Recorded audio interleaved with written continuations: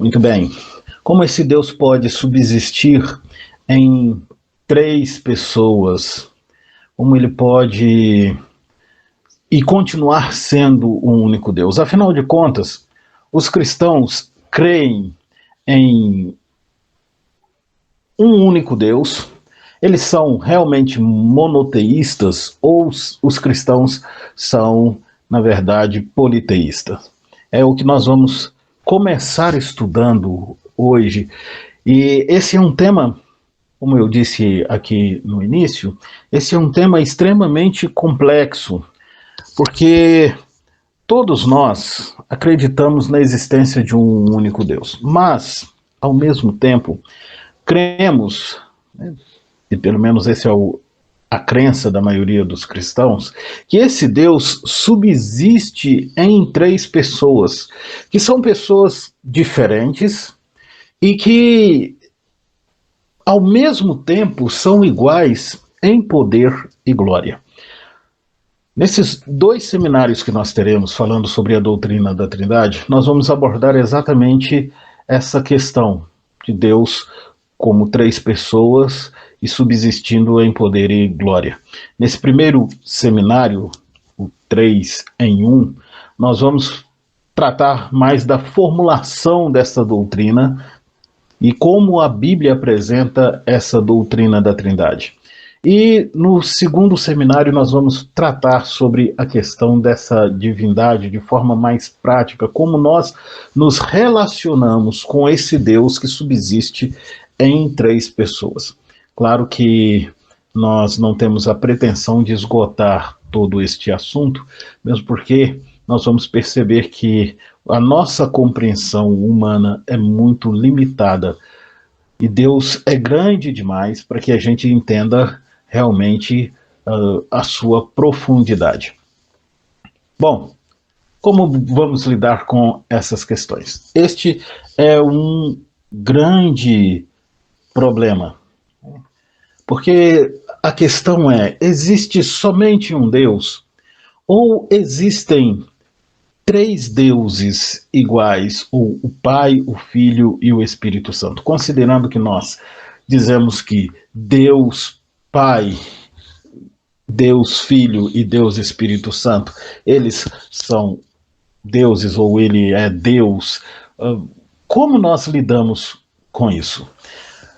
A grande questão é, lá em Deuteronômio capítulo 6, o versículo 4 diz, é o famoso chamar, e esse é um texto chave para qualquer judeu, né? O chamar é a tradução, foi traduzido para a gente como ouve, é um chamado a ouvir mesmo, né? E o texto começa exatamente dessa forma, né? Chamar Israel Yehoah. Ouve Israel, o Senhor, que é lá na língua original do Antigo Testamento, que é o hebraico, é Yehoah, ou que a gente de forma muito imperfeita chama de Yahvé. O texto vai continuar dizendo que esse Yahvé é o único Senhor, ele é o único Deus. A Septuaginta traduziu por Kyrios, que é Senhor. Mas existem algumas implicações deste Kyrios, porque quando a gente vai para os escritos de Paulo, quando Paulo olha para o Antigo Testamento e ele lê Kyrios, porque Paulo lê o texto em grego, geralmente ele atribui esse Kyrios a Jesus, o Cristo, que era assim como Paulo o conhecia, né? Jesus, o Cristo, com um artigo definido mesmo. Mas quando nós lemos, a gente tem a ideia de que esse texto está falando sobre o Senhor, Deus, o Pai. E aí o texto estaria dizendo, ouve Israel, Deus é o único Deus. Mas quando a gente lê esse texto, e se você tiver a ideia paulina de Kyrios como Jesus, faz mais sentido esse texto, porque diria o seguinte, ouve, ó Israel, Jesus, o teu Deus, é o único Jesus, o único Filho, realmente. Essa é a compreensão de Paulo e parece ser a compreensão dos escritores do Novo Testamento para esse chamar. Por isso eles não enfrentavam tanta dificuldade com Jesus como o divino. Mas na compreensão dos judeus, o texto está falando sobre Deus, o eterno, o único. E como então nós lidamos com esse texto, né? Ou como a igreja lidou com esse texto ao longo do tempo? Bom, o ebionismo foi apresentado como resposta. O que era o ebionismo? O ebionismo surgiu no primeiro século e era a negação de qualquer tipo de divindade em Jesus. Mas havia algo divino nele. Os ebionitas apresentavam Jesus como o Deus, não por natureza, não por essência, mas um Deus em alguns aspectos. E aí nós temos a questão do adocionismo, o momento em que Jesus foi adotado pelo Pai, por Deus. Como assim? Os adocionistas diziam que Jesus era filho de José e Maria, um homem normal até os seus 30 anos. E então ele vai ser batizado e ele recebe o Espírito, a partícula do Cristo, no batismo. É um momento em que há a pomba, né, que o Espírito desce em forma de pomba sobre Jesus. E os adocionistas vão dizer que naquele momento ele foi adotado por Deus, o Pai. E se torna uma divindade, porque há nele a partícula divina. O grande problema é quando nós lemos no Novo Testamento, segundo aos Coríntios, capítulo 5, os versículos 18 e 19. Mais especificamente o versículo 19, que diz assim, que Deus estava em Cristo reconciliando consigo o mundo. E Paulo, ao longo desse texto, da segunda carta de Paulo aos Coríntios, né, no capítulo 5, ao longo do capítulo 5, o apóstolo Paulo ele vai então mostrar para a gente que a forma que Deus reconcilia a criação com ele mesmo é através de si mesmo. Deus, ele não pega algo criado para reconciliar com ele o mundo, porque toda a criação havia caído em Adão. Dá uma olhada, por favor, lá em Gênesis capítulo 3. E eu vou ler esse texto aqui para você. Gênesis capítulo 3, que é o momento da queda, e quando Deus confronta esse homem que acabara de cair, nos versículos 18 e 19, ou 17 a 19, diz assim: E Adão disse, visto que atendeste a voz de tua mulher, e comeste da árvore que eu te ordenara que não comesse, maldita é a terra por tua causa, em fadigas obterás dela o sustento durante os dias da tua vida. Ela produzirá também cardos e abrolhos, e tu comerás a erva do campo, no suor do rosto comerás o teu pão, até que tornes a terra, pois dela fostes formado, porquanto tu és pó, e ao pó tornarás. O versículo 17 vai dizer que a terra, ou toda a criação, o mundo, o universo, aquilo que a Septuaginta traduziu como cosmos, que é a definição de toda a criação, toda a criação foi amaldiçoada por Deus. Então Deus não poderia sacar algo da criação para reconciliar com ele mesmo o mundo, considerando que toda a criação estava condenada, amaldiçoada. Então, a única possibilidade, e essa é a ideia de Paulo em 2 Coríntios 5, a única possibilidade de Deus reconciliar consigo mesmo o mundo é ele vindo reconciliar o mundo com ele mesmo. Bom, esse é o problema do adocionismo, né? Nós não temos como defender o adocionismo considerando que Deus não poderia sacar dentre a criação ou algo para que isso fosse, então, um instrumento para a reconciliação. Então, o ebionianismo apresenta também o modalismo. O modalismo são modos como Deus se apresenta, ou como Deus estaria se apresentando diante da humanidade. E os modalistas diziam o seguinte, que Deus é um só e uma única pessoa. E ele, quando criou o mundo, ele então era o Pai, o Criador. Ele se apresentou como o Pai, o Criador. Quando ele veio à Terra, ele se apresentou como o Filho. E então ele vai para os céus e volta de forma invisível, e nesse momento ele se apresenta a nós como o Espírito Santo. Existem alguns problemas nessa apresentação do modalismo. Primeiro, porque Deus seria um falso ator, um fingido. Segundo, que todas as orações de Jesus seriam orações falsas. Por exemplo, eu quero que você veja aí, por favor, João capítulo 11.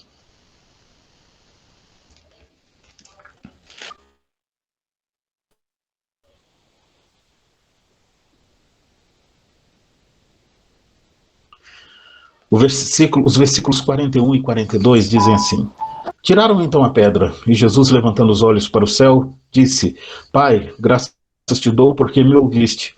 Aliás, eu sabia que sempre me ouves, mas assim falei por causa da multidão presente, para que creiam que tu me enviaste. Se realmente Deus é uma pessoa, apenas uma pessoa, e ele se apresenta como Pai, como Filho e como Espírito Santo, Jesus estaria mentindo aqui, porque ele levanta os olhos para falar com uma outra pessoa. E aí mesmo no Evangelho de João, no capítulo 17, nós vamos ler o seguinte, a partir do versículo 1.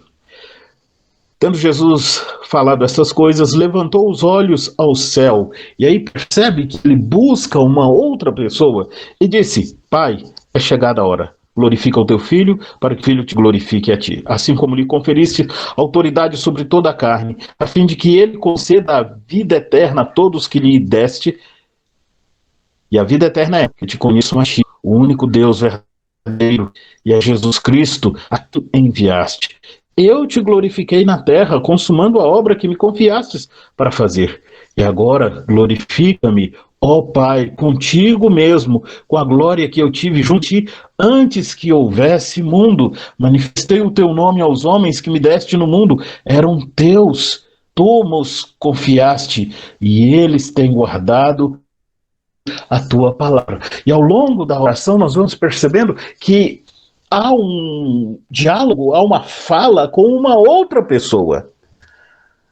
Jesus não está falando com Deus como se ele fosse falando, como se ele estivesse falando consigo mesmo. Bom,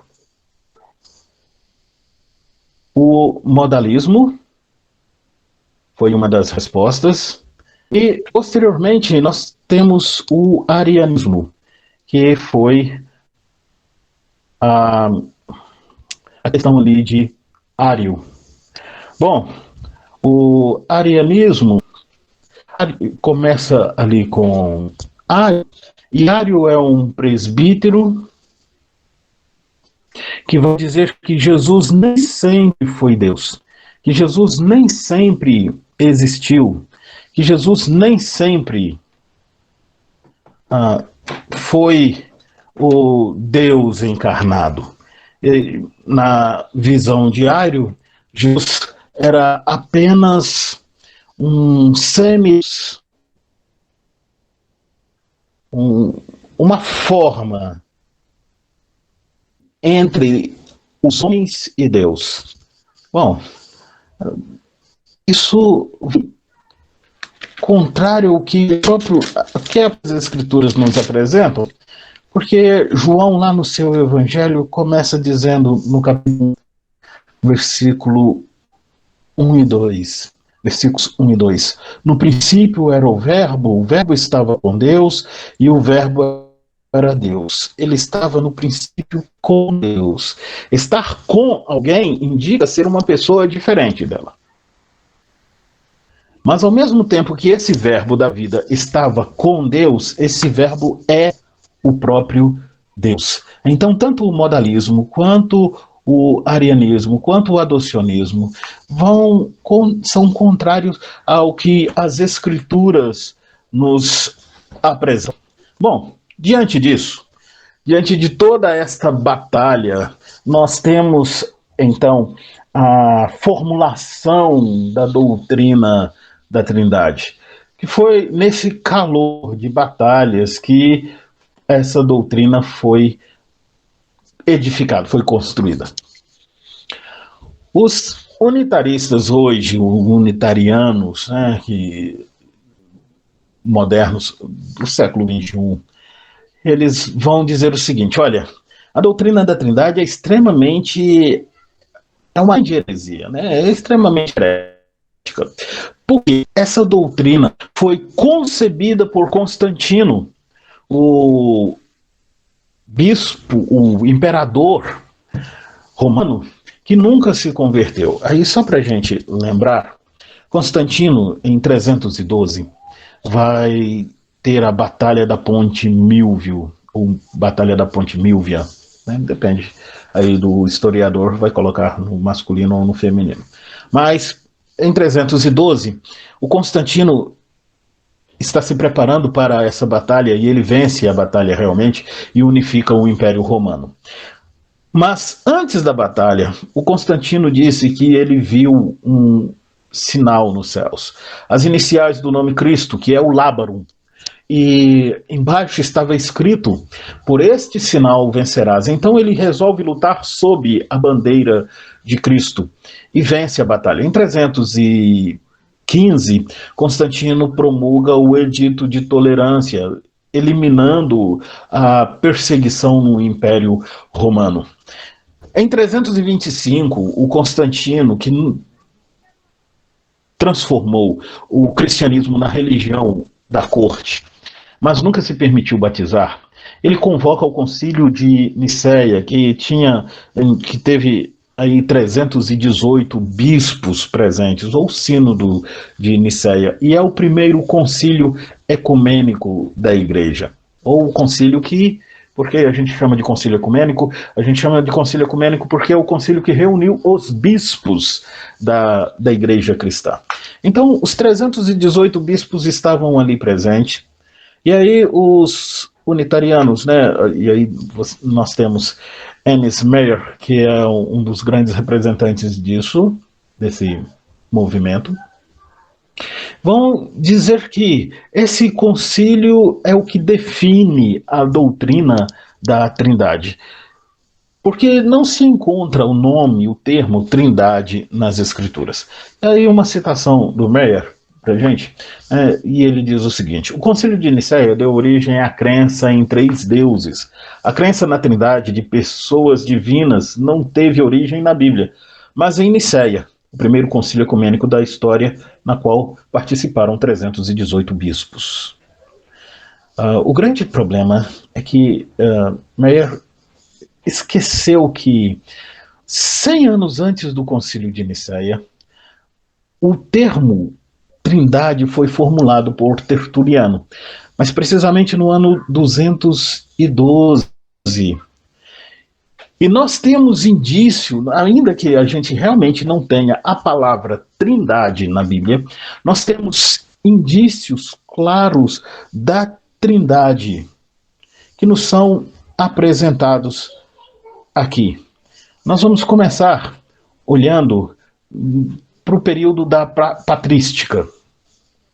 Como no período da patrística, e aí nós vamos fazer um caminho, né, regressivo da patrística, passando pela crença da igreja primitiva, o Novo Testamento, e o Antigo Testamento e o Novo Testamento.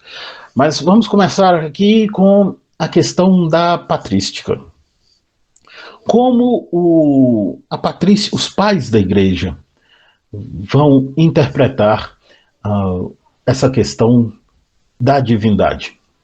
Lembrando que o período da patrística vai do início do segundo século, ou final do primeiro século, até o século VIII, aproximadamente.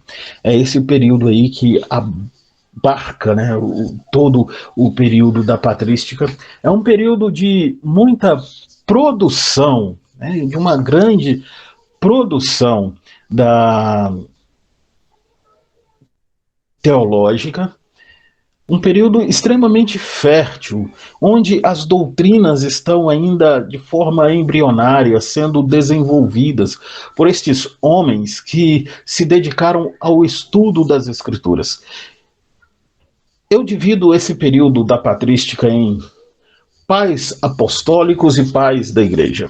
Os pais apostólicos são aqueles que foram os discípulos dos apóstolos.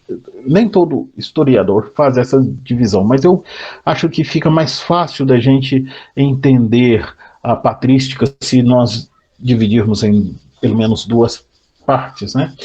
Os pais da igreja. E aí, os pais apostólicos são aqueles que estão mais próximos aos apóstolos, que são discípulos diretos ou indiretos dos apóstolos. Por exemplo, você tem aí alguns que foram discípulos, né, diretamente de um apóstolo, como Policarpo de Esmirna, por exemplo, que foi discípulo de João o apóstolo. Então, vale a pena a gente pensar, né, nesses pais da igreja dessa forma, como aqueles que são discípulos diretos dos apóstolos. E aí, tá, não só esses que foram discípulos dos apóstolos, mas os primeiros discípulos nessa sequência eu chamo de pais apostólicos. A partir de um certo momento, eu acredito que nós podemos chamar de pais da igreja, porque você não percebe com tanta intensidade a influência apostólica nestes que são líderes da igreja. Mas isso, quem sabe, num outro seminário para a gente estudar esse período da patrística aqui, né? Ou, se você quiser, no próximo ano nós teremos um módulo lá na nossa escola sobre a história da igreja, e você poderá então estudar esse período aí da patrística de forma mais detalhada, que é um período muito bacana. Bom, mas o que esses homens, né, o que os pais da igreja falavam sobre a questão da divindade, de Deus? Bom, os pais da igreja acreditavam em um único Deus, e esse único Deus é o Deus criador de todas as coisas. Eles acreditavam que Deus era o Senhor criador mesmo, e que havia um único Deus. Os pais da igreja eram monoteístas. Isso precisa ficar bem claro, até para a gente entender como eles aplicam essa criação a Jesus. Porque eles acreditavam que Jesus é o Criador. E Jesus é o instrumento, né? Ele é o autor da criação. Então, eles tinham essa crença de Deus como o Criador. E, na realidade, os pais da igreja lançaram essa ideia de que Deus é como o Criador, num pensamento monoteísta, é a única coisa que difere o cristianismo das demais religiões. Essa é a afirmação dos pais da igreja, né? Que as demais religiões apresentam divindades como criadoras do mundo, mas o cristianismo apresenta um único Deus que é o Criador. E esse único Deus Criador criou em Cristo, e Cristo é o Jesus de Nazaré, é o Criador.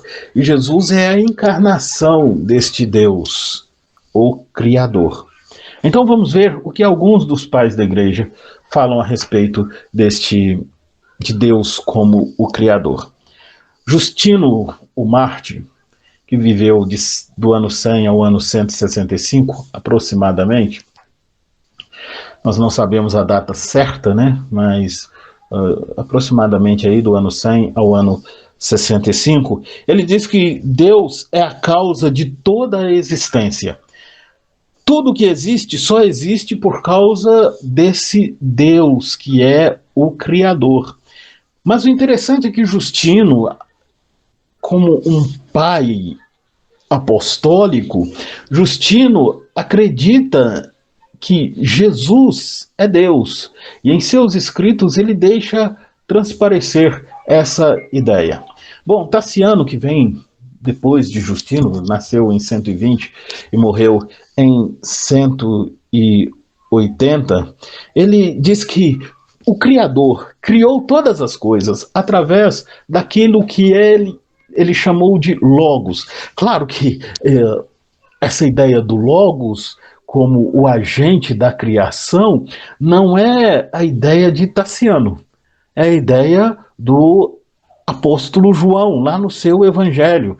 No capítulo 1, versículo 1, ele vai dizer, né, no princípio era o verbo estava com Deus e o verbo era Deus.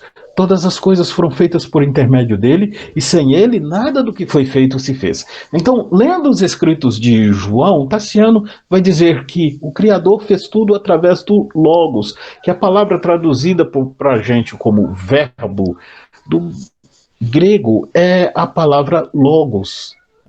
Então, o logos é o agente da criação. Irineu de Lyon, já um tempo mais à frente, né, nasceu no ano 130 e morreu no ano 202. Ele vai dizer que Deus exercita a sua atividade criativa através do seu logos e da sua sabedoria. Deus cria através do logos e da sua sabedoria. E a sabedoria, na visão de Irineu de Lyon, é o espírito desse próprio Deus. E a criação é ex nihilo, ou seja, Deus cria do nada. Deus cria ele não cria a partir de uma matéria, ele cria através do poder da sua palavra ou do logos, que é o espírito desse próprio Deus. E aí o Irineu parece que desenvolve um pouco mais essa ideia da Trindade, porque ele vê na criação tanto o Pai, quanto o Filho, quanto o Espírito Santo. O que parece ser muito claro lá em Gênesis capítulo 1. Dá uma olhada lá em Gênesis capítulo 1. Os versículos 1 e 2 dizem assim: No princípio criou Deus os céus e a terra. A terra, porém, estava sem forma e vazia. Havia trevas sobre a face do abismo, e o Espírito de Deus pairava sobre as águas. E disse Deus. Eu li até a primeira parte do versículo 3. Então aqui nós temos Deus, o Pai, como o Criador. Nós temos o Espírito pairando, preparando essa criação ali. E nós temos a fala de Deus, o Logos, trazendo à existência as coisas que não existem. Esse é o pensamento aí de Irineu de Lyon. Bom, e a igreja? Como a igreja primitiva entendia sobre a doutrina da divindade? Ainda nós não estamos na doutrina da Trindade como ela nos é apresentada hoje, né? Formulada, mas nós estamos aí olhando para o embrião da doutrina da Trindade. E aí você tem Justino, temos Tassiano, temos Irineu, todos eles contribuindo. E aí, se você lembra do slide anterior, nós vimos que o Tertuliano, no ano 212, vai cunhar o termo Trindade, e todos estes aí precederam exatamente esse ano. O mais próximo é Irineu de Lyon, e a própria crença na doutrina da Trindade vai amadurecendo, desde Justino Mártir até Irineu de Lyon, concluindo aí, então, em Tertuliano, em 212. O que vai acabar com a ideia de que a doutrina da Trindade foi criada por Constantino. o imperador Constantino. Bom, a igreja acreditava que Deus se deu a conhecer. Deus se revelou, e Deus sempre se revelou. E como Deus se revelou? Através de Jesus. Jesus é a manifestação desse Deus.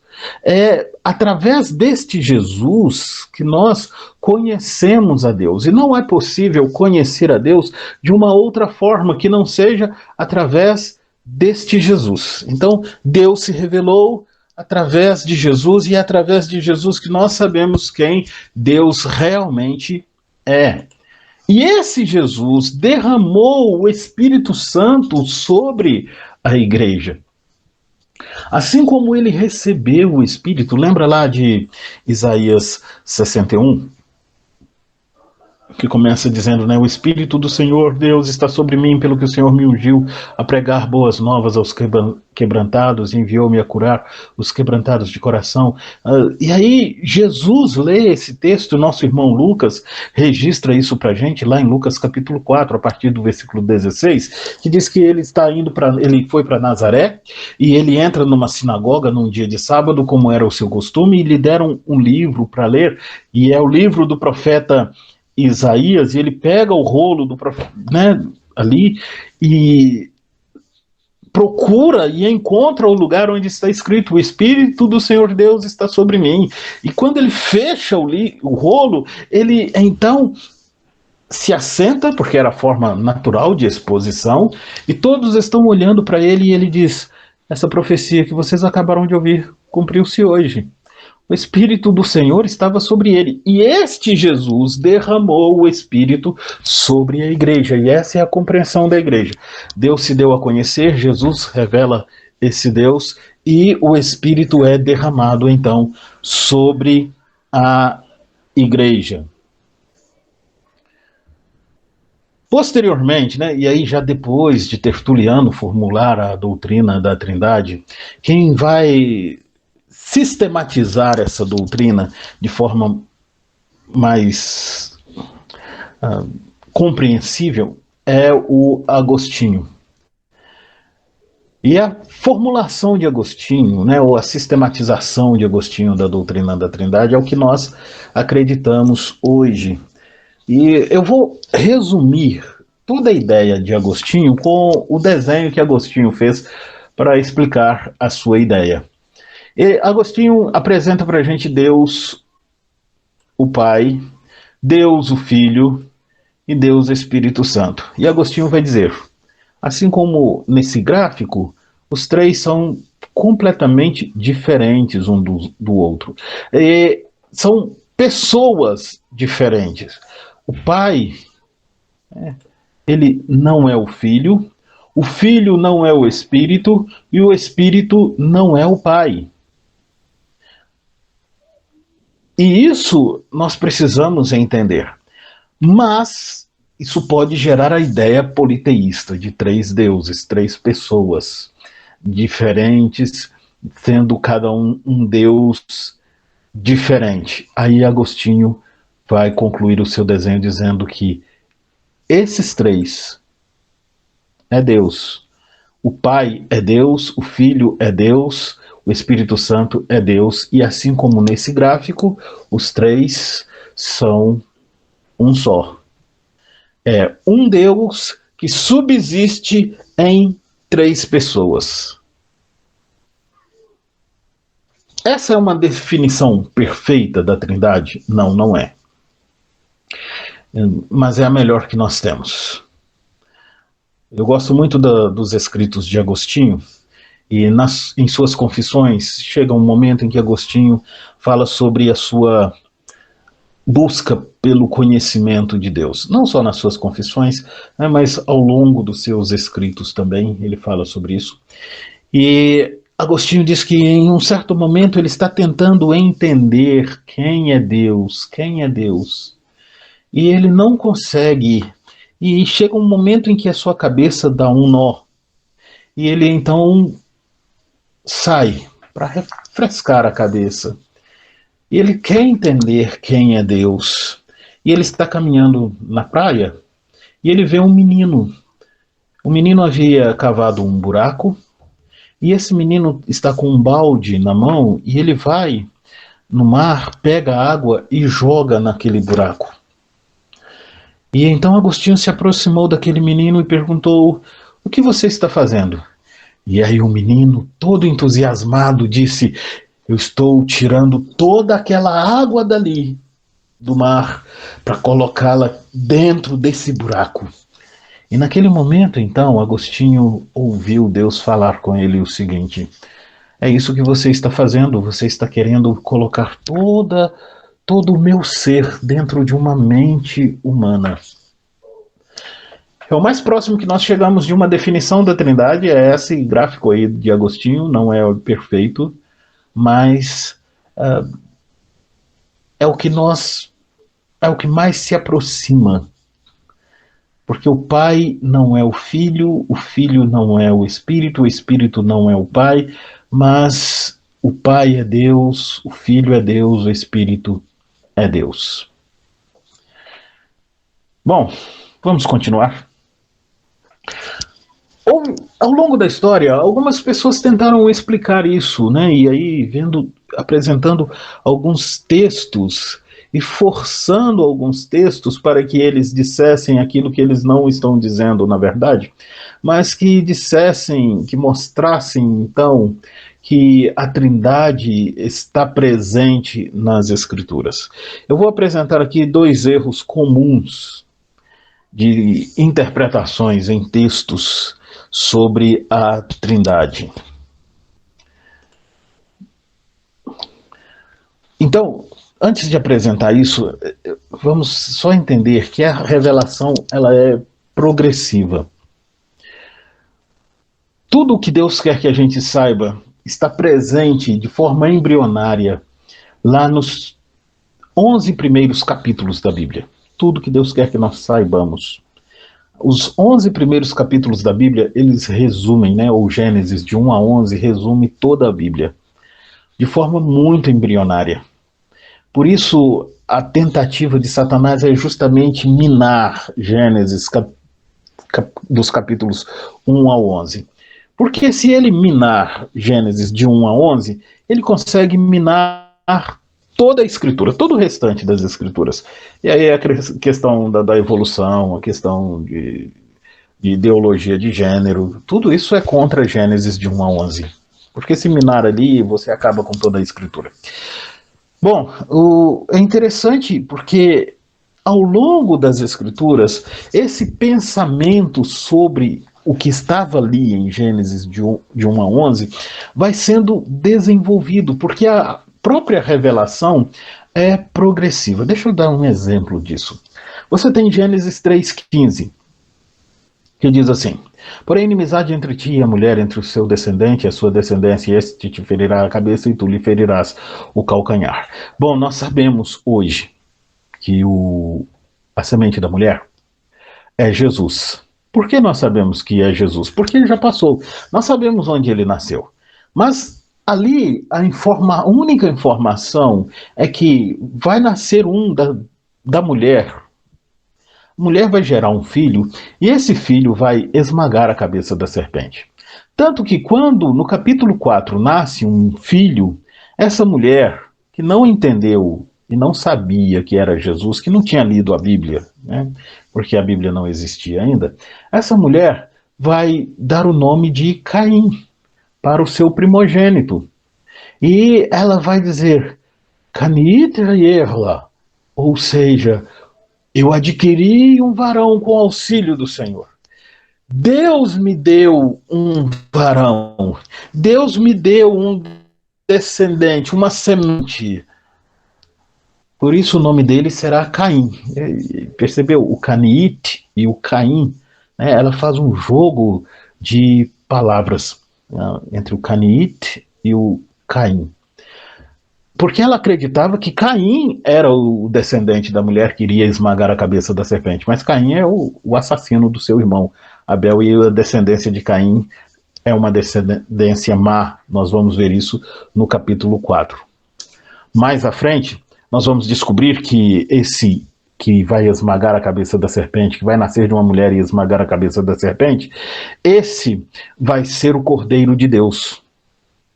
A resposta da pergunta de Isaac, quando ele está subindo e pede e pergunta para o pai: onde está o cordeiro? Porque aqui tem a lenha e o fogo, mas cadê o cordeiro para o sacrifício? Esse cordeiro será o substituto. Esse cordeiro vai derramar o seu sangue, aí o livro de Levítico. Esse cordeiro será o juiz perfeito. Esse cordeiro será o rei que vai colocar ordem no caos. Esse cordeiro será a verdadeira sabedoria. Este descendente da mulher, que é o cordeiro, o substituto, o rei perfeito, o juiz perfeito, o rei que põe fim ao caos, a verdadeira sabedoria, ele será a boca de Deus, o profeta. E aí, chegando nos evangelhos, nós percebemos que nasce um menino, que é filho de uma virgem, e ele recebe o nome de Jesus, porque ele salvará o seu povo dos pecados dele. Mas Eva não tinha como saber disso tudo, porque ela só tinha uma semente. Tudo isso estava estampado ali. E Gênesis é belíssimo, né? Porque Gênesis apresenta exatamente isso. O Jesus como o substituto, Gênesis 3:21, o Jesus que nos cobre, o Jesus que é o Cordeiro de Deus. Você tem tudo isso aí nos 11 primeiros capítulos de Gênesis. Mas Eva não tinha como saber disso, porque a revelação é progressiva. Bom, 2 erros comuns, 2 textos. O primeiro deles é Gênesis, esse aqui de cima, que está em hebraico, e aí os hebraístas que estão presentes, né, conseguem identificar. Nós temos aqui, então, o Bereshit bara Elohim,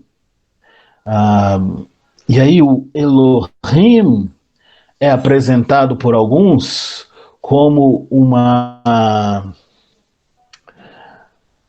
plural de trindade, mostrando 3 pessoas. Então, no princípio, o Pai, o Filho e o Espírito Santo criaram, né, os céus e a terra. Tanto que um poeta do século XVIII fez um hino, compôs uma canção intitulada A Trindade Santíssima, que algumas igrejas cantam até hoje, né? E o seu poema é: Santo, Santo, Santo, Deus onipotente, louvam nossas vozes teu nome com fervor, numa referência à Trindade, pensando nesse aspecto desse plural de pessoas. Numa influência também aí no segundo erro, que é Isaías capítulo 6, versículo 3, né?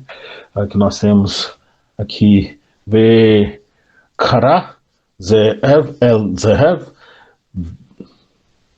ve-amar kadosh, kadosh, kadosh. E você tem santo, santo, santo, né? E eles clamavam, diziam uns para os outros: santo, santo, santo. Não é uma menção ali à Trindade em Isaías 6. E o hino Trindade Santíssima, ele está vinculado tanto a Gênesis, mais especificamente a Isaías capítulo 6, no santo, santo, santo, e muitas vezes a gente pensa em Isaías 6 como uma referência à Trindade. Se você olhar Apocalipse ou João capítulo 12, você vai perceber que o santo, santo, santo é destinado ao Filho, a Jesus, o Filho. E João nos explica isso lá no seu evangelho, no capítulo 12. Então, vamos pensar aqui. O primeiro texto, Gênesis capítulo 1, versículo 1, o Elohim é um plural que nós chamamos de plural de majestade. Ele não identifica a Trindade. O que o autor está dizendo? Ele está dizendo que o Deus que está acima dos deuses, e aí lembrando, porque a nossa interpretação ela precisa ser histórico, cultural e gramatical. Então, eu preciso saber quem escreveu o Gênesis e em que contexto cultural Gênesis está sendo escrito. Gênesis é escrito por Moisés para escravos que saíram do Egito. E no Egito havia um panteão de deuses, né, o panteão egípcio. E as divindades egípcias eram apresentadas, cada uma responsável por algo, né? Apis, por exemplo, era o responsável pelos animais domésticos, as criações. Então, o Nilo era uma divindade, o Ra, Horus, né? Você tem as divindades egípcias. Então, você tem Moisés agora dizendo para esse povo: olha, o Deus que está acima destes deuses, mesmo porque este Deus dos céus derrotou os deuses egípcios com as 10 pragas. Então, esse Elohim é o Deus que está acima dos deuses. Ele é Deus acima dos deuses. Por isso, o Moisés usa um plural de majestade, não para falar da Trindade, mas para falar da divindade, do tamanho, da grandeza desse Deus que é o Criador de todas as coisas. Já em Isaías 6, 3, o que nós temos ali é uma questão de intensidade. O hebraico não tem superlativo. Mas o superlativo hebraico é maior do que o nosso superlativo. Quando o autor escreve, repete uma palavra 3 vezes, ele está intensificando aquilo. O que o Kadosh, Kadosh, Kadosh, ou Santo, Santo, Santo de Isaías 6,3 comunica, não é que santo é o Pai, santo é o Filho, santo é o Espírito Santo, ainda que o Pai, o Filho e o Espírito Santo sejam santos, mas não é isso, não é essa a ideia do texto ali de Isaías 6,3. A ideia de Isaías 6,3 é dizer que esse que está sentado no trono é mais santo do que os santíssimos. Ele está acima dos mais santíssimos que existem. É uma intensidade da santidade deste Deus. Esse atributo é o maior atributo que Deus tem, a sua santidade. Às vezes a gente pensa no amor como o maior atributo da divindade de Deus, não, o maior atributo de Deus, mas o amor não é o maior atributo de Deus. O maior atributo de Deus é a sua santidade, por isso você tem essa repetição de santo, santo, santo, tanto no Antigo quanto no Novo Testamento, porque a ideia é a ideia judaica de intensidade. Sigamos então. Bom, nós apresentamos aí o pensamento da igreja, o pensamento dos pais da igreja, né, de forma mais específica, os pais apostólicos, depois os pais da igreja, um dos pais da igreja, que é o Agostinho de Hipona, que vai dar moldes finais à doutrina da Trindade. Mas o que a Bíblia fala sobre essa doutrina? Nós temos evidências da doutrina da Trindade no Antigo Testamento. E aí, então, eu vou pedir para você acompanhar na sua Bíblia. A Pamela estará lendo para a gente os textos a partir de agora. Bom, Deus fala de si mesmo no plural. Vamos para o primeiro texto. Gênesis capítulo 1, versículo 26. Gênesis 1, 26. E disse Deus: façamos o homem à nossa imagem, conforme a nossa semelhança, e que eles tenham domínio sobre os peixes do mar, sobre as aves do céu, sobre o gado e sobre toda a terra, e sobre toda coisa rastejante que rasteja sobre a terra. E aí Deus vai dizer: façamos o homem à nossa imagem. Percebeu como Deus fala de si mesmo no plural? E aí alguns vão dizer assim, não, mas Deus está falando com os anjos. É impossível Deus estar falando com os anjos ali nesse texto, porque esse homem é criado à imagem de Deus e não à imagem dos anjos. Pelo menos é isso que o salmista no Salmo 8 nos apresenta. Dá uma olhada lá, por favor, no Salmo 8. E o salmista, ele vai nos dizer o seguinte, versículo 4 e 5. Que o homem que dele te lembres, e o filho do homem que o visites, fizeste-o, no entanto, por um pouco menor do que Deus, e de glória e de honra o coroaste. Esse homem é criado à imagem de Deus. E ele é feito um pouco menor do que Deus. Então Deus está falando não dos anjos, não com os anjos, Deus está falando consigo mesmo. Mas quando ele usa o façamos, indica que existem mais pessoas. Então, o Criador está conversando no conselho eterno sobre este homem que está sendo criado. Antes da questão dos anjos, mais um texto que trata de Deus falando no plural. Gênesis ainda, no capítulo 11, o versículo 7. Vamos, desçamos, e ali confundamos a língua deles, para que eles não possam entender a fala de uns aos outros. É o momento em que os homens criaram, né, lá em Babel, a torre. E o intuito é alcançar a divindade, né, num esforço humano. Não que aquela torre ia subir e passar das nuvens, né, mesmo porque era impossível, não tinha tecnologia suficiente para isso. Mas a torre, ela tinha como em seu topo, na sua cobertura, a porta de acesso à divindade. E aí, então, Deus olha para aquela cidade que está sendo construída e ele diz para ele mesmo, né, no conselho da Trindade, porque a Trindade se comunica, e nós percebemos isso muito claramente no Novo Testamento, com as orações de Jesus, Jesus conversando com o Pai. E aí ele diz, desçamos, vamos lá, o que dá a ideia de mais pessoas. O anjo do Senhor, que difere dos demais anjos. Ainda em Gênesis, no capítulo 16, versículos de 7 a 13. Gênesis 16, de 7 a 13. E o anjo do Senhor a achou junto a uma fonte de água no deserto, junto à fonte no caminho para Sur. E ele disse, Agar, serva de Sarai, de onde tu vieste? E para onde vais? E ela disse, eu fujo da face da minha senhora Sarai. E o anjo do Senhor lhe disse, volta a tua senhora e sujeita-te debaixo das suas mãos.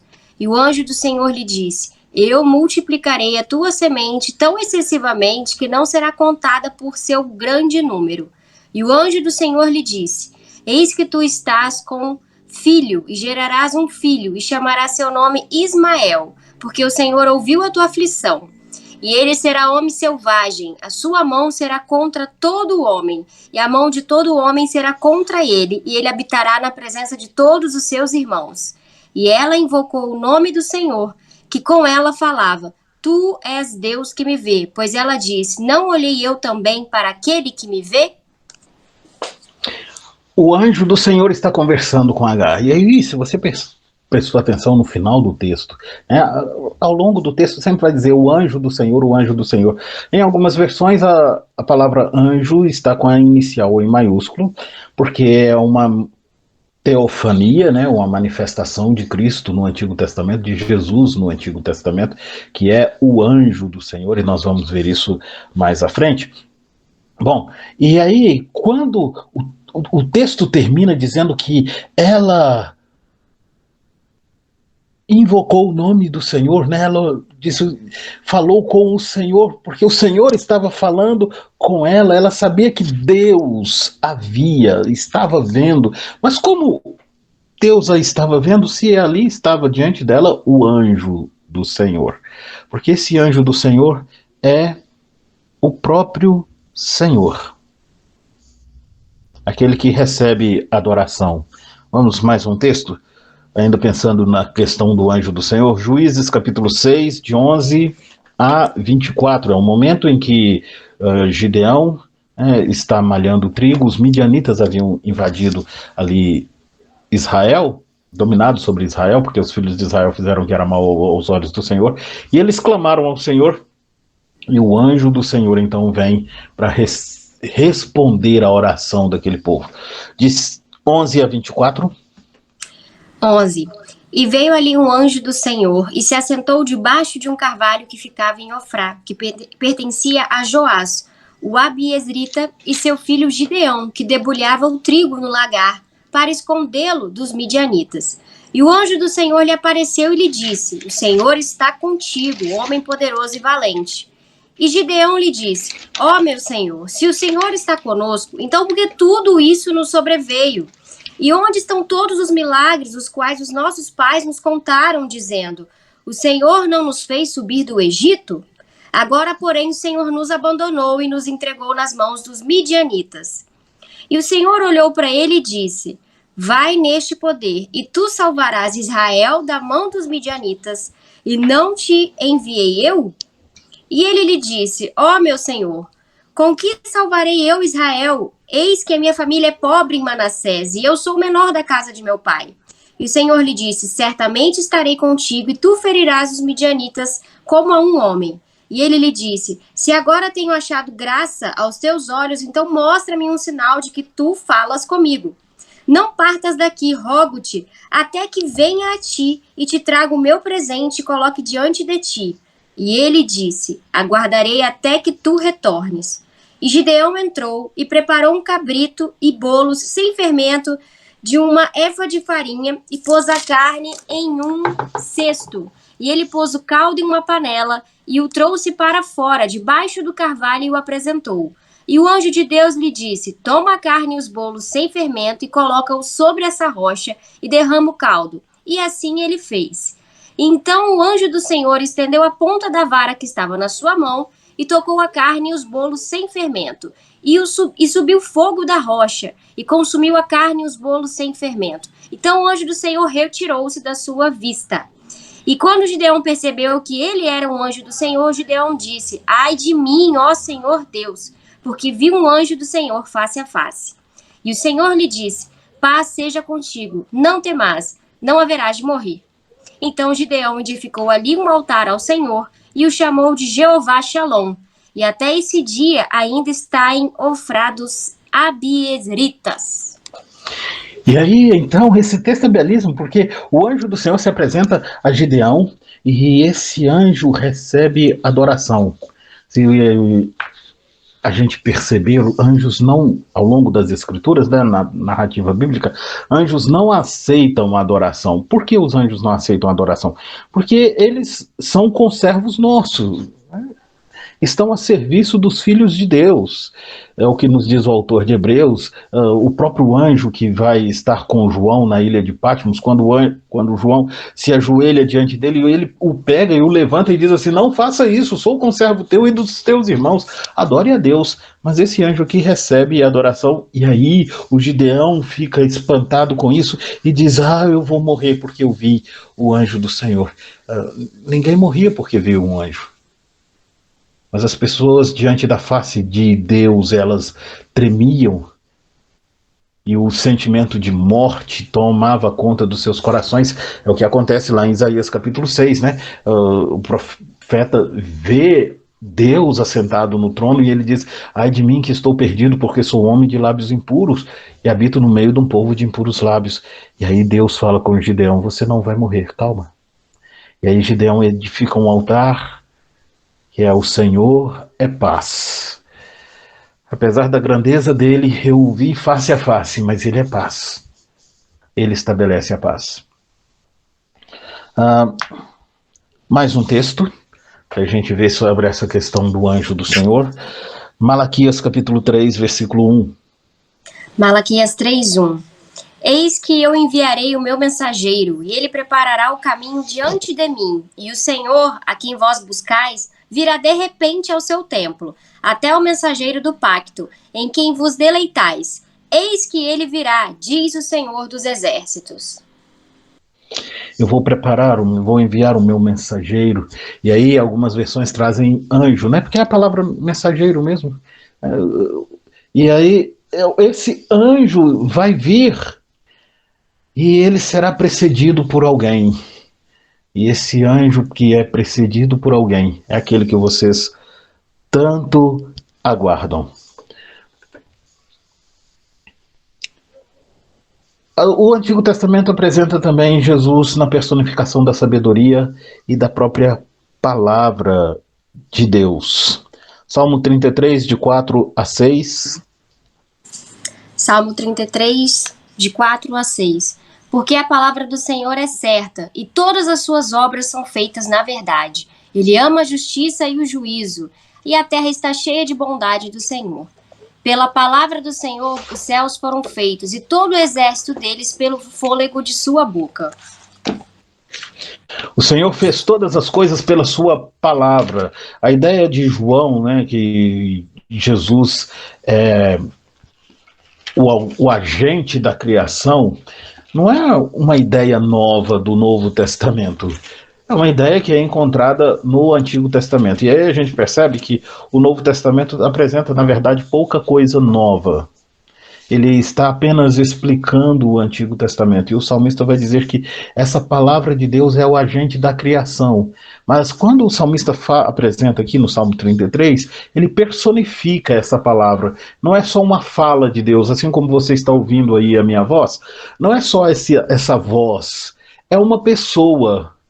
A voz de Deus é uma pessoa. E João vai explicar exatamente essa ideia do salmista quando, no versículo 14 do seu evangelho, no capítulo 1, ele diz assim: e essa voz, ou essa palavra, ou esse verbo, se fez carne e habitou entre nós, cheio de graça e de verdade.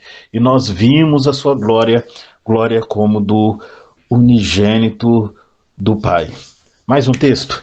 Falando ainda sobre essa personificação, falamos da palavra, agora vamos falar da sabedoria, em Provérbios capítulo 8, de 12 a 14. Provérbios 8, de 12 a 14. Eu, a sabedoria, habito com a prudência, e acho o conhecimento das invenções espirituosas. O temor do Senhor é odiar o mal, o orgulho, a arrogância, o mau caminho e a boca perversa. Eu odeio. Meu é o conselho e a perfeita sabedoria. Eu sou o entendimento. Minha é a fortaleza. E é bem pessoal mesmo, né, essa ideia aqui em Provérbios. Na verdade, a partir do versículo 12 até o versículo 36, a gente vai perceber essa personificação dessa sabedoria aí. Não dá tempo da gente ler tudo, mas eu sugiro a você ler o livro de Provérbios e atentar para essa questão da personificação da sabedoria, e essa sabedoria é Jesus. Os livros sapienciais fazem exatamente essa pergunta, né? Onde está a verdadeira sabedoria? E o Novo Testamento explica que a sabedoria é apresentada, se revela em Jesus, ou Jesus é esse Hakam, né? Ou essa sabedoria. Ainda aí em Provérbios 8, do versículo 22 a 31. 8, 22 a 31. O Senhor me possuiu no princípio de seu caminho, antes de suas obras mais antigas. Fui formada desde a eternidade, desde o princípio, antes do começo da terra. Quando não havia profundidades, fui gerada. Quando não havia fontes abundantes de água. Antes que os montes fossem estabelecidos, antes das colinas, eu fui gerada.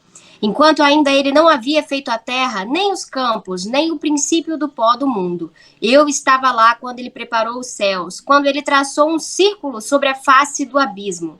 E quando ele estabeleceu as nuvens acima, quando fortificou as fontes do abismo, quando ele assinalou o mar o seu decreto, para que as águas não transpassassem o seu mandamento, quando determinou os fundamentos da terra. Então eu estava junto a ele, e como um com ele, eu era diariamente o seu deleite, regozijando-me sempre diante dele, regozijando-me na parte habitável de sua terra, e meus deleites estavam com os filhos dos homens.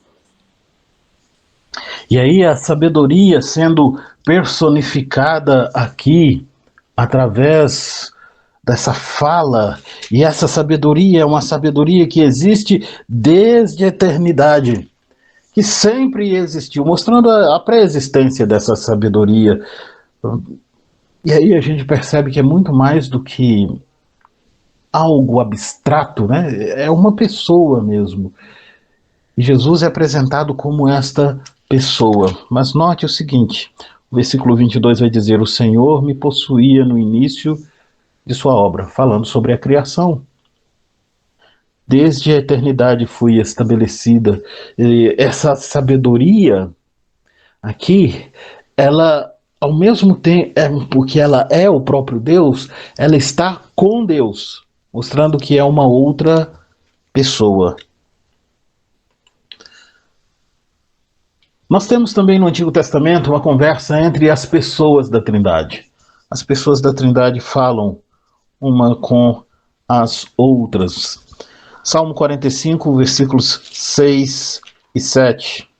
Salmo 45, 6. O teu trono, ó Deus, subsiste para todo sempre. Cetro de justiça é o seu cetro do teu reino.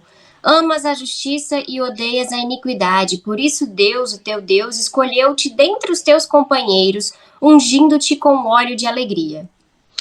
Aí o teu trono, ó Deus, é para todo sempre. Aí no versículo 7 vai dizer assim: por isso Deus, o teu Deus, te ungiu com óleo de alegria. Quem foi ungido? Isaías 61, o Espírito do Senhor está sobre mim, pelo que o Senhor me ungiu. Lucas capítulo 4, Jesus dizendo: essa profecia se cumpriu em mim. Eu sou o ungido de Deus, por isso o nome dele é Cristo. Então aqui, Deus, o Pai, ungindo o Filho, sendo apresentado aí como duas pessoas diferentes. Ainda no Salmo 110, o versículo 1. Salmo 110, 1. O Senhor disse ao meu Senhor: senta-te à minha direita, até que eu faça dos teus inimigos um estrado para os teus pés. Senta à minha direita. E aí Deus, o Pai, falando com o Filho. E ele não está falando com ele mesmo, senão ele falaria: eu vou sentar. Mas aí como é que ele sentaria à direita, né? Como ele senta à destra de alguém, se não há ninguém ali para se sentar? Tem que ser uma outra pessoa. Então eles estão conversando um com o outro. Isaías 48, versículo 16. Isaías 48, 16. Chegai-vos a mim e ouvi isto. Não falei em segredo desde o princípio, desde o tempo em que aquilo se fez e eu estava ali. E agora o Senhor Deus me enviou a mim e o seu Espírito. Chegai-vos, ouvi. Eu estava desde o princípio. Mas agora o Senhor Deus me enviou. Olha só que interessante. É Jesus falando no Antigo Testamento. Muitas vezes a gente acha que Jesus só falou nos evangelhos ali, né? E tem esse pensamento em alguns, né, que Jesus só está presente nos evangelhos de Mateus, Marcos e Lucas e João. O resto é escrito humano. Mas Jesus fala no Antigo Testamento. E aí Jesus falando: eu estava desde o início e Deus me enviou. O Senhor me enviou. Ainda em Isaías, o Isaías 61, versículo 1.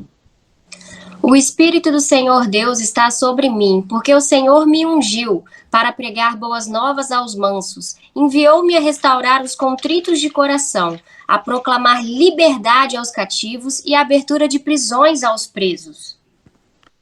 E aí o Espírito está sobre mim, e nós vamos entender à luz do Novo Testamento que Jesus está falando sobre Ele mesmo. O Espírito de Deus está sobre ele, e aí nós temos nesse versículo a ação da Trindade. Nós temos o Pai, nós temos o Filho, a quem o Espírito Santo repousa sobre ele, e o Espírito Santo é chamado de Espírito do próprio Deus. Agora no capítulo 63 de Isaías, os versículos 9 e 10. 63:9. Em toda a angústia deles, ele foi angustiado, e o anjo da sua presença os salvou. E pelo seu amor e pela sua compaixão, ele os remiu, e os tomou, e os conduziu todos os dias da antiguidade. Mas eles foram rebeldes, e contristaram o seu Espírito Santo. Por isso, se lhes tornou em inimigo, e ele mesmo pelejou contra eles. E olha só, eles foram rebeldes, né? E o anjo da sua presença os salvou pelo seu amor, o anjo do próprio Deus. E aí nós temos o envolvimento das pessoas da Trindade, e nós temos aqui a própria participação do Espírito Santo no versículo 10. Bom, então Deus fala consigo mesmo, nós temos Deus falando no plural, e ele conversando num conselho eterno. Nós temos a apresentação do anjo do Senhor, que difere dos demais anjos. Nós temos a personificação dessa sabedoria, que é o próprio Cristo, o próprio Jesus, e nós temos essa conversa entre as pessoas da Trindade, sendo apresentadas aqui nas Escrituras. Já partindo para o nosso final, porque nós terminaremos aí por volta de umas 8h30 no máximo, e aí abriremos para as perguntas. Vamos ver a doutrina da Trindade no Novo Testamento. Bom, o Novo Testamento, lembrando que a gente falou no slide anterior, que a revelação é progressiva. Então, o Novo Testamento traz mais detalhes. Eu não estou falando que o Novo Testamento apresenta coisas novas, só coisas novas, né? Na verdade, ele apresenta algumas coisas que são novas mesmo, mas isso é muito pouco, um percentual muito pequeno do Novo Testamento vai apresentar coisas novas de verdade. Em sua maioria, ele está explicando o Antigo Testamento, está reverberando o Antigo Testamento, e nós temos, então, no Novo Testamento uma forma mais clara, né, da Trindade.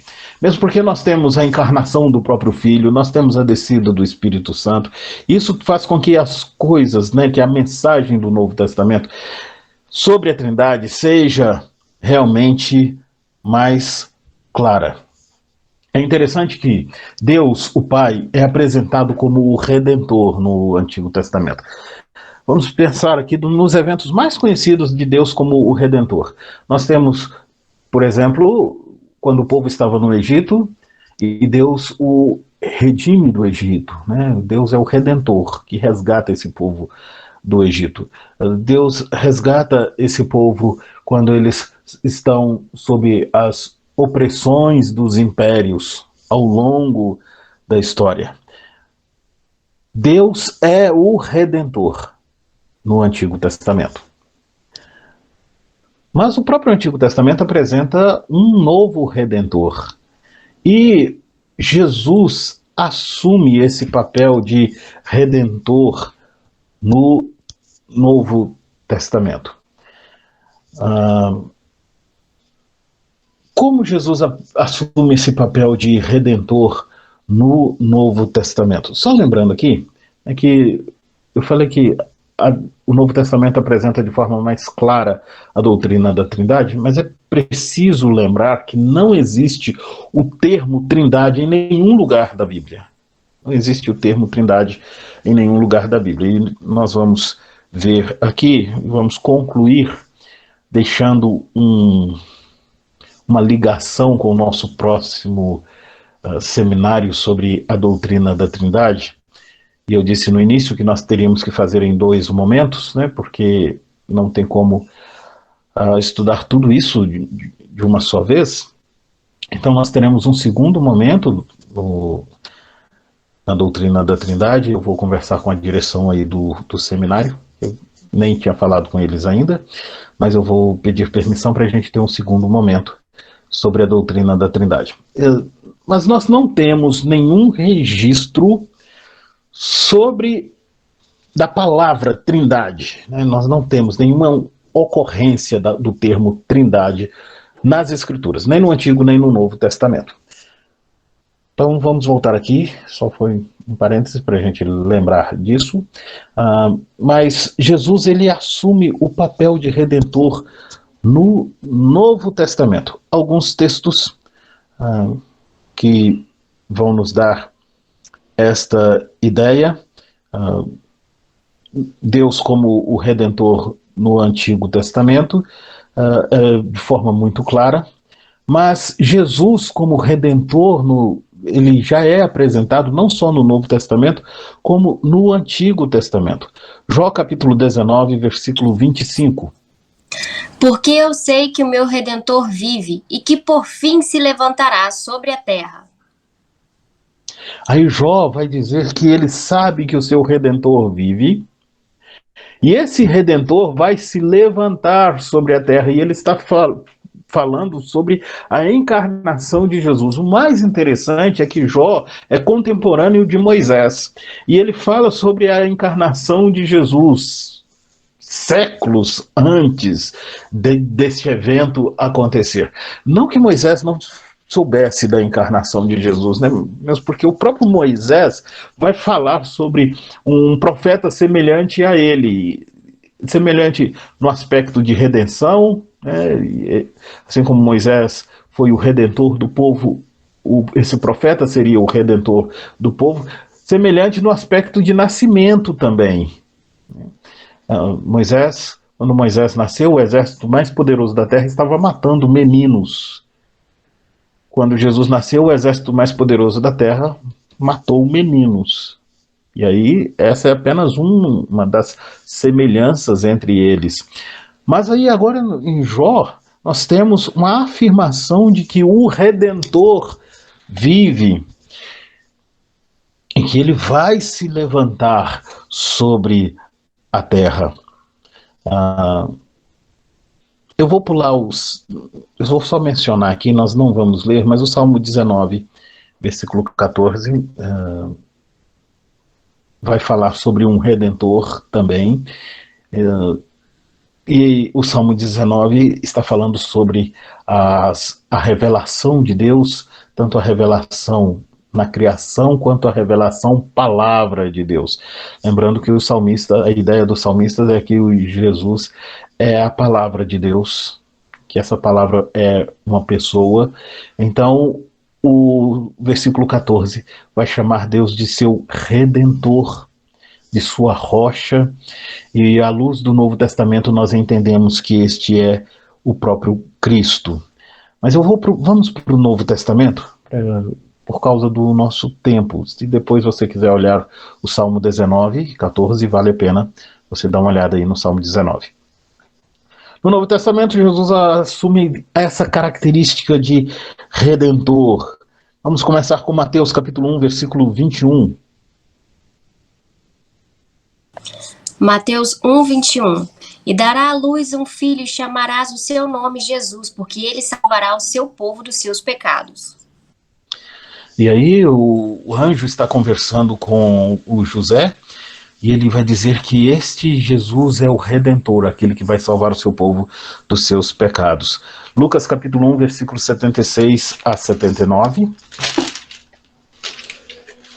Lucas 76 a 79. E tu, ó menino, serás chamado profeta do Altíssimo, porque hás de ir ante a face do Senhor, a preparar os seus caminhos, para dar ao seu povo conhecimento da salvação na remissão dos seus pecados, pelas entranhas da misericórdia do nosso Deus, com que Oriente do Alto nos visitou, para iluminar o que estão assentados em trevas na sombra da morte, a fim de dirigir os nossos pés pelo caminho da paz. Essa é a oração de Zacarias, o pai de João Batista, e Zacarias está orando, está cantando, né? Esse é o cântico de Zacarias, e ele louva a Deus pelo nascimento do seu filho, por sua voz voltar, e ele vai falar sobre este Redentor, que é o sol nascente das alturas, que vem para iluminar os que jazem nas trevas e dirigir os pés no caminho da paz, aquele que salva. Ainda em Lucas, no capítulo 2, versículos 8 a 12. Ora, havia naquela mesma comarca pastores que estavam no meu campo e guardavam, durante as vigílias da noite, o seu rebanho. E eis que o anjo do Senhor veio sobre eles, e a glória do Senhor cercou de resplendor, e tiveram um grande temor. E o anjo lhes disse: Não temais, porque eis que aqui vos trago novas de grande alegria, que será para todo o povo. Pois na cidade de Davi vos nasceu hoje o Salvador, que é Cristo o Senhor. E isto vos será por sinal: achareis o menino envolto em panos e deitado numa manjedoura. Jesus como o Salvador. O seu nome é o Salvador, ele é o Salvador de todos, né? E a salvação reside nele, e os anjos vão dizer que Jesus é esse Salvador. Atos 4, versículo 12. Atos 4, versículo 12. E em nenhum outro há salvação, porque também debaixo do céu nenhum outro nome há, dado entre os homens pelo qual devamos ser salvos. E aí, então, o nosso irmão está apresentando ali a questão de Jesus como o Salvador, porque não há redenção, não há ninguém que possa salvar, porque abaixo dos céus não existe outro nome, a não ser o nome deste Jesus, como o Salvador, como aquele que redime. Gálatas 3:13. Cristo nos resgatou da maldição da lei, fazendo-se maldição por nós, porque está escrito: Maldito todo aquele que for pendurado no madeiro. Como ele salva, né? Ele se torna maldição no nosso lugar. E aí ele assume a nossa culpa, a nossa dívida, e perdoa, e Deus, o Pai, assim perdoa os nossos pecados. Filipenses capítulo 3, versículo 20. Filipenses 3:20.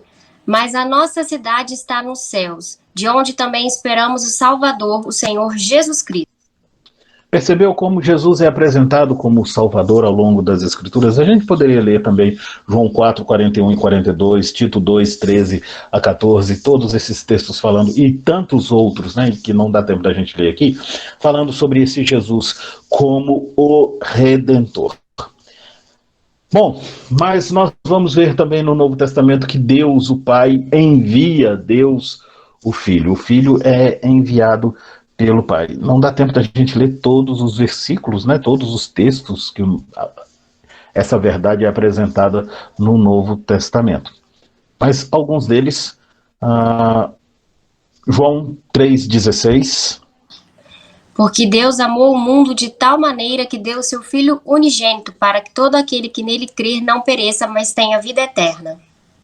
E esse é o texto mais conhecido das Escrituras, né? Deus enviou, Deus deu o seu Filho para morrer por nós. Gálatas 4:4, quando Paulo vai falar sobre esse envio de Jesus.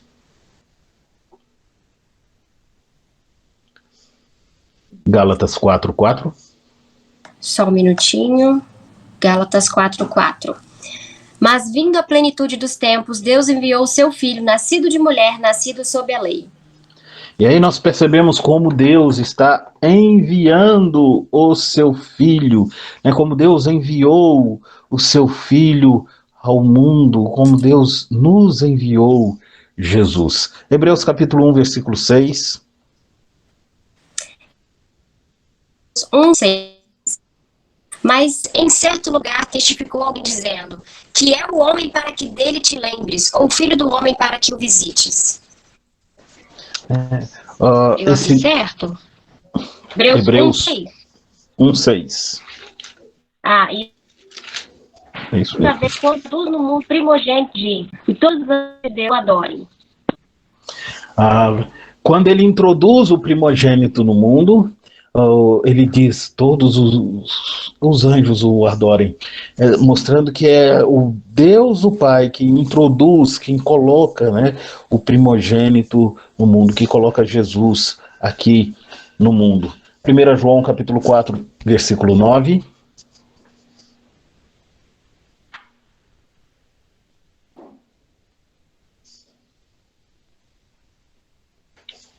1 João 4:9. Nisto se manifestou a caridade de Deus para conosco, que Deus enviou a seu Filho unigênito ao mundo para que por ele vivamos. Bom, nós vimos que Deus, o Pai, envia Deus, o Filho. Agora nós vamos ver o Pai e o Filho enviando o Espírito Santo. Porque o Espírito, ele procede do Pai e do Filho, né? Não que haja uma hierarquia, né? O Pai envia o Filho envia o Espírito Santo, porque o Pai é superior ao Filho e o Filho superior ao Espírito Santo. Mas é na economia da Trindade que as ações são diferentes. Se você se lembrar daquele desenho, né, o cronograma do Agostinho, você vai perceber que eles estão separados, né, o Pai, o Filho e o Espírito Santo, para mostrar que a ação de cada um deles é uma ação isolada. Cada um tem a sua própria função. Então o Pai envia o Filho, e o Pai e o Filho enviam o Espírito Santo. João 14, versículo 26. João 14, 26. Mas o Consolador, que é o Espírito Santo, que o Pai enviará em meu nome, ele vos ensinará todas as coisas, e vos trará a lembranças todas as coisas, tudo quanto eu vos tenho dito. O Pai vai enviar o Espírito Santo, né? E ele envia em nome do próprio Filho. Ainda em João, no capítulo 15, versículo 26. Mas quando vier o Consolador, que eu vos enviarei da parte do Pai, o Espírito da verdade que procede do Pai, ele dará testemunho de mim. E aí percebeu que no capítulo 14, Jesus diz assim, o Pai vai enviar. Aí no capítulo 15, ele diz assim, eu vou enviar este Espírito. Nós poderíamos ler ainda o capítulo 16, versículo 7 do Evangelho de João e Gálatas 4, versículo 6, mas não dá tempo da gente fazer isso. Então vamos para frente. O Espírito Santo habita na igreja, esse Espírito habita na igreja. Eu acho interessante porque no Antigo Testamento, Deus, o Pai, habitava na igreja. Agora nós temos o Espírito habitando nessa igreja. Vamos ver Atos capítulo 2, versículo 4. Atos 2, 4. E todos foram cheios do Espírito Santo e começaram a falar noutras línguas, conforme o Espírito Santo lhes concedia que falassem. E aí nós temos aí a descida do Espírito Santo, e esse Espírito vai encher a igreja, e cada um ali vai falar, né, em outra língua, porque segundo o Espírito lhe concede, mas o mais interessante é porque esse Espírito habita na igreja. Não dá tempo da gente ler todos os textos, mas a gente poderia ler Romanos capítulo 8, versículos 9 e 11, 1 Coríntios 3, 16, Efésios 2, 22, Tiago 4, versículo 5, e depois eu vou colocar esses textos aí lá no grupo. Que mostram que o Espírito Santo habita no meio da igreja. Já caminhando para o encerramento, nós temos a apresentação das três pessoas da Trindade. Textos que mostram a igualdade dessas três pessoas. Nós vamos ler estes textos, né, ou pelo menos alguns deles. Vamos começar aí com Mateus capítulo 3, versículos 16 e 17, onde nós encontramos no batismo de Jesus a presença das três pessoas. Mateus 3, 16 e 17. Jesus, quando foi batizado, saiu logo da água, e eis que se lhe abriram os céus, e viu o Espírito de Deus descendo como pomba, iluminando sobre ele. E eis que uma voz do céu dizia, este é meu Filho amado, em quem me comprazo. E aí nós temos Jesus sendo batizado, a voz dos céus falando, este é meu Filho amado, é Deus o Pai, e nós temos o Espírito Santo descendo em forma de pomba ou como pomba sobre ele. E curiosamente, no Evangelho de Mateus, aí no capítulo 28, versículo 19, a fórmula batismal envolve as três pessoas, para nos lembrar do batismo de Jesus. Então a fórmula batismal envolve três pessoas. Vamos ler Mateus 28, versículo 19. Portanto, ide, ensinai todas as nações, batizando-os em nome do Pai, do Filho e do Espírito Santo. E aí a fórmula batismal, como se batiza? Em nome do Pai, do Filho e do Espírito Santo. 1 Coríntios capítulo 12, versículos 3 a 6. 1 Coríntios 12, de 3 a 6. Por isso vos faço compreender que ninguém que fala pelo Espírito de Deus afirma anátema Jesus. Por outro lado, ninguém pode dizer Senhor Jesus, senão pelo Espírito Santo. Ora, os dons são diversos, mas o Espírito é o mesmo. E também há diversidade nos serviços, mas o Senhor é o mesmo. E há diversidade nas realizações, mas o mesmo Deus é quem opera em tudo. É até 6, correto? Isso. Ok. Nós temos aí, ninguém fala pelo Espírito Santo que Jesus é maldito, mas aí Paulo vai chamar a atenção da igreja, dizendo o seguinte, precisamos entender que todo aquele que fala pelo Espírito, né, ele é movido por esse Espírito, ele tem esse Espírito de Deus, porque um só é o Espírito, um só é o Senhor e um só é Deus. E mostra a igualdade nas três pessoas. Segundo aos Coríntios, capítulo 13, versículo 13. 13. Todos os santos vos saúdam.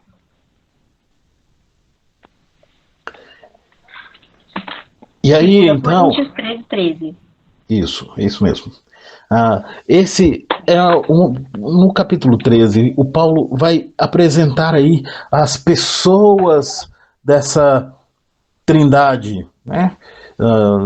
E os santos se curvando diante destas pessoas da trindade. Eles são dignos de adoração. 1 de Pedro, capítulo 1, versículo 2.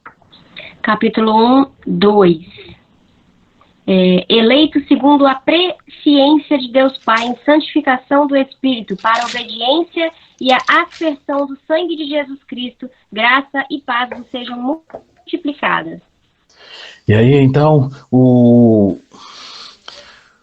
nosso irmão Pedro vai dizer que nós somos eleitos segundo a presciência de Deus o Pai, e novamente nós temos a inserção aí da Trindade. Nós poderíamos ler ainda Judas capítulo 1, e Judas só tem um capítulo, né, os versículos 1 e 2, que vai falar também sobre a Trindade.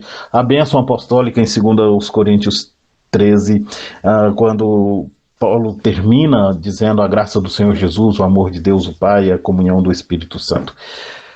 Para a gente encerrar, nós temos um único texto, e aí esse é o nosso link com a nosso próximo seminário. Nós temos um único texto onde há uma unidade, uma triunidade apresentada. 1 João, capítulo 5, primeira carta de João, capítulo 5, versículos 7 e 8. Abra aí, por favor. Pois há três que dão testemunho no céu, o Pai, a Palavra e o Espírito Santo. E estes três são um. E três são os que testificam na terra, o Espírito, a água e o sangue. E os três são unânimes num só. Bom, nós temos aqui uma variante textual. Talvez aí na sua Bíblia esteja marcada essa variante textual pelo colchete, né? E aí só uma explicação: quando nós temos um texto entre colchetes, isso significa que ele não consta de alguns dos manuscritos. E aí no versículo 7, quando diz no céu o Pai, a Palavra e o Espírito Santo, e estes três são um, e o início do versículo 8, e três são os que testificam na terra. Essa porção está entre colchetes. Nós vamos falar sobre isso de forma mais específica no próximo seminário, porque é o único texto da Bíblia que apresenta a ideia assim, mais clara da Trindade. É um texto que está entre colchetes. E os unitarianos, ou unitaristas, usam esse texto e exatamente essa questão desta variante textual para dizer que não existe Trindade Santíssima, e aí parece que derruba tudo o que nós falamos até agora sobre a questão da Trindade. O importante é, para a gente, só uma prévia aí da questão da variante textual, é porque textos podem, alguns textos não estão nos manuscritos, né, em alguns manuscritos. Mas existem manuscritos que são mais confiáveis e manuscritos com um grau de confiabilidade menor. Então, o que nós precisamos entender aqui nesse texto? Os manuscritos de maior confiabilidade trazem esse texto. E nós vamos falar sobre isso na nossa prévia aí, na nossa prévia do próximo seminário. Exatamente por isso, não dá para usar a variante textual como algo para derrubar a ideia da Trindade. Mesmo porque nós percebemos aí vários textos apresentando o Pai, o Filho e o Espírito Santo como três pessoas diferentes. Nós vimos vários textos também mostrando que eles são iguais em poder e glória e dignos de adoração. Nós vimos vários textos apresentando a Trindade. E ainda que não de forma tão clara quanto esse texto aí de 1 João, todos esses textos vão colaborar para que a gente entenda que há uma triunidade. Três pessoas que são iguais em poder e glória e que compõem um único Deus, que é um único Deus. Ou seja, há um único Deus que subsiste em três pessoas. Um único Deus que subsiste em três pessoas, e a Bíblia é muito clara em apresentar isso. Nós vamos, no nosso próximo seminário, continuando aí falar sobre a Trindade, nós vamos fazer uma apresentação desse texto, que não dá tempo da gente fazer agora. Ok? Bom, nós vamos para as nossas perguntas nesse momento. Pastor, aqui no chat, você acabou respondendo algumas perguntas, mas mesmo assim eu vou citar aqui as perguntas, embora já tenha respondido.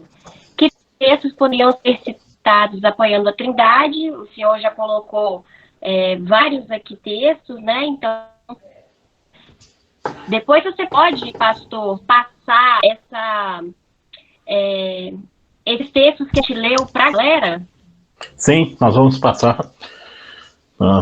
Vamos passar os textos, ok? Outra pergunta poderíamos afirmar que em 1 Coríntios 12, de 4 a 6, há uma declaração da Trindade? 1 Coríntios 12. De 4 a 6. Estou abrindo aqui também.